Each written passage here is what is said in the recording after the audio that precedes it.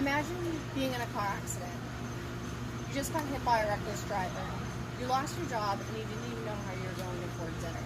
You're in the hospital now, eating a dry turkey and cheese sandwich, thinking life can't get any worse.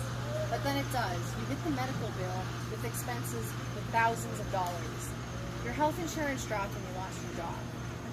And you didn't even have control over it. Now you're shuffling your shoes, thinking of how you're going to pay for the medications, the co-pays, the follow-ups. You're regretting not cherishing that turkey and cheese sandwich. This is just one of the millions of situations that happen to Americans daily that don't have health care. How is it justifiable for the government to watch humans lose their lives over certain ailments and illnesses that they can't control?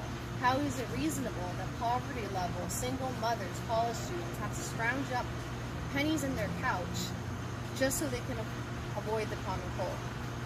Then the families with higher incomes get the pushiest insurance. That just doesn't settle right in my mind. Janice Kerensky, a policy genius, talks about the logistics of Medicaid, which is a form of insurance that helps the financially unstable. Kerensky reports that states could expand Medicaid, but they no longer had to. 33 states, including Washington, D.C., did, however 18 didn't. And the eligibility across states have become diversified since Donald Trump took office. So the United States finds itself into a bind, one that they could essentially fix, but chose not to. The president and his people lack a certain compassion, which is a serious issue. The president and his people argue that based on income, it can still be affordable. However, there's a prejudice that supremacists cannot comprehend. They can argue that the government doesn't have enough money to pay for everyone, that the demand for doctors will go up while the quality of the medical care will go down. And this can be seen as nonsense once they understand that insurance plans are too much money for low-income families and individuals. And that income assessment of where the money goes can be looked at without prejudice, and then they can see that people are truly dying and suffering. First, we must look at the math, so the people that are in charge of our livelihoods can understand. Even though people have an income doesn't mean that they can always afford it. My boyfriend suffers from anxiety, and his workplace doesn't provide insurance. He works 40 hours a week, and that's his livelihood. We called Florida Blue to see how much an individual plan would be, and it started at $330, which is insane. That's almost more than half of his paycheck per week. And that's not even factoring in how much we'll be paying for follow-ups, medications, and basic necessities. According to eHealth, premiums for individuals average at $440 a month, while premiums for families are $1,168 a month. Now we have to factor in where the money's going. Let's take a minimum wage worker in Florida.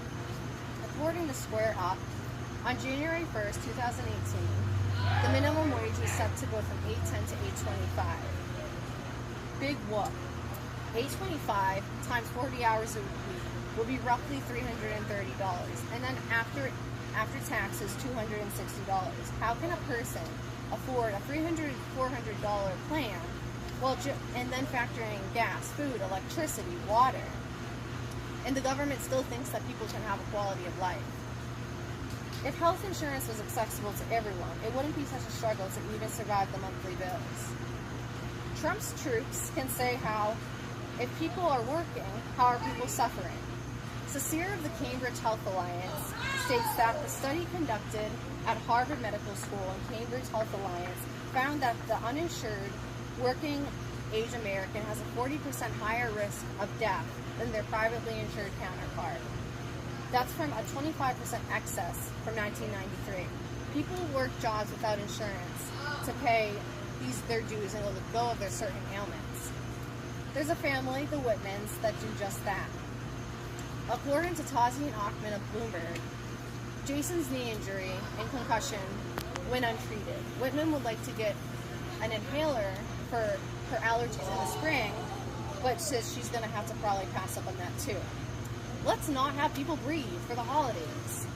We're living in a world where health issues are going untreated and ignored because of money. And then we have people that try to justify it. We have President Trump and his people that just ignore it. They say that they have a plan to reduce the cost of medical care, which is a short-term plan. With Trump's ideas, these short-term plans can push people away. According to the Washington Post, short-term plans can turn people away with pre-existing conditions, from acne to asthma, that they can charge older or sicker people prohibitively expensive premiums. This isn't a solution, this is a Band-Aid, not even a good Band-Aid, because it negates that it's okay to turn sick people away. Trump is not just the president, but one of the richest men in America. How is someone so wealthy and egocentric able to understand what middle class and low income families need? He lives in a life that he's too ignorant to understand. America should be the land of opportunity, the melting pot. We are one of the most economically flourishing nations in the world, but we can't afford free health care. We have financial stability, resources, innovative minds. Why not? Critics argue that the quality of health care would diminish if we gave everyone free health care. Health Affairs states many are skeptical that provider quality and total cost of care can be objectively and validly measured. They say with their plan of action, which would be the ICC, a program where everyone can win. Maybe there can be a happy medium found, but it seems like providers get more than consumers get. With free healthcare, it'll be easier for doctors to be spread across the board, and it will still be in high demand, and the quality of medical care will still be there. It's hard for the opposing side to see how we can do this, and the people not fortunate enough to get medical attention feel too defeated. So how do we take action? If our taxes were to increase, they could go to free health care, not instead of them going into the pockets of the wealthy. There could be free clinics or free community centers specialized just for low-income families. We can gather volunteers for specific simple medical procedures and follow our civic duty to provide, because that is what America is supposed to be about. We are a community, our unity and our diversity should be cherished, whether it's from skin color to sexuality to our income. We lost sight of that along the way, but it's not too late to get it back. We must speak up and we must be heard.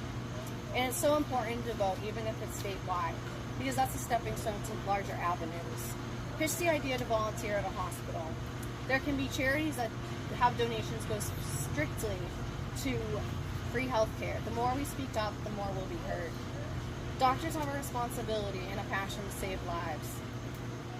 Having free health care will help each other. The president can't ignore a union as big as we can be. Being a 20-something-year-old hasn't been easy when it comes to finances, maintaining my debilitating anxiety and crippling depression. To see insurance plans starting at $300 makes me sicker than factoring in how much money I spend on bills. Even more sick. And then, just have a quality of life. No one wants to live in fear of getting an illness. No one wants to be a dot on the map for the government just to judge you based on income. And no one wants to be heard that they can't get medical care. Because no medical care is not as good as just medical care.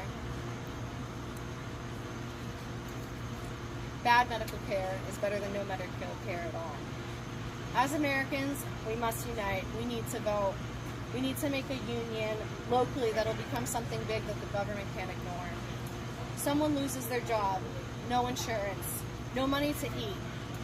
This will happen more if we don't get health care that's free. And if we don't make changes now, this could potentially be you.